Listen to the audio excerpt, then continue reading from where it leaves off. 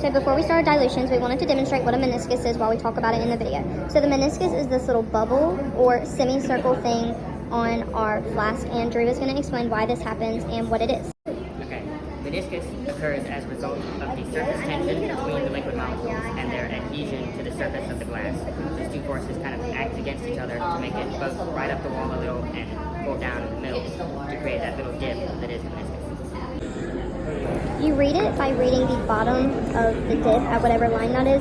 So for our dilutions, we're reading right at this line right here. So as long as the dip is right above that and it's touching it, then our measurement is correct. So I'm going to be performing dilution 1 today, and so for this dilution I'm going to take 5 milliliters of our stock solution and put it into our volumetric flask.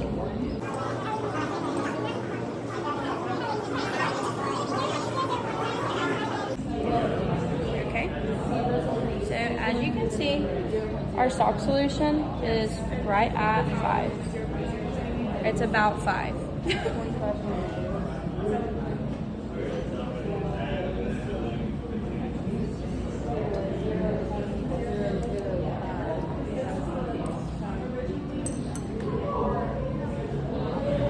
Now we're going to drop water into our pipette and fill it to the 25 milliliter mark to make our dilution.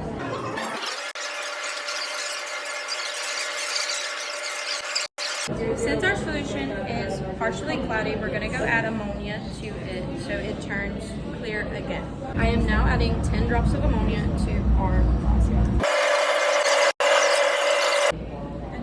So as you can see, it is right at the meniscus. So now we're going to mix it.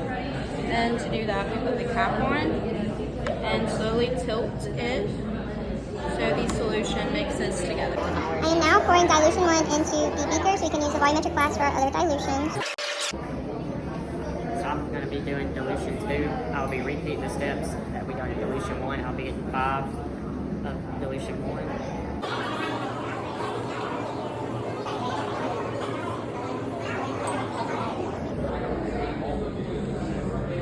Okay, so this is how much solution we have. Okay, now he's going to put it in our flask. Okay, now He's going to get water into the pipette and pour it into the flask until it reaches 25 milliliters.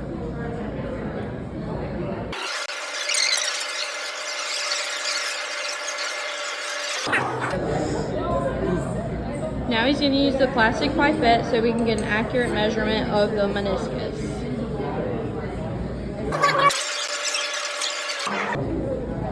So this is the measurement on our dilution 2. As you can see, it's right at 20. It's right at 25.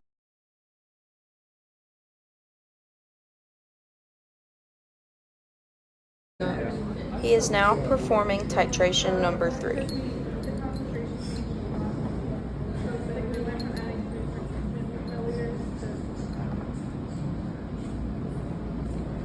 So this was our measurement in the pipette. Okay, and there is our measurement. Okay, he's gonna add it to the flask now.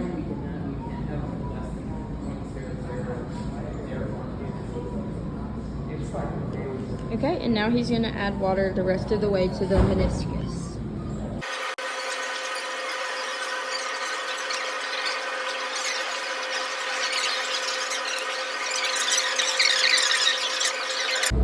Okay, so now we noticed our solution was a little cloudy, so we're going to add a couple drops of ammonia.